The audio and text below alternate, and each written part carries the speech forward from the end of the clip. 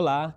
O tempo nesta sexta-feira aqui na cidade do Rio permaneceu instável, com céu nublado encoberto ao longo do dia e registro de chuva fraca em pontos isolados. Para essa noite, a previsão é de céu nublado encoberto na cidade, com chuva fraca, ocasionalmente moderada, em pontos isolados.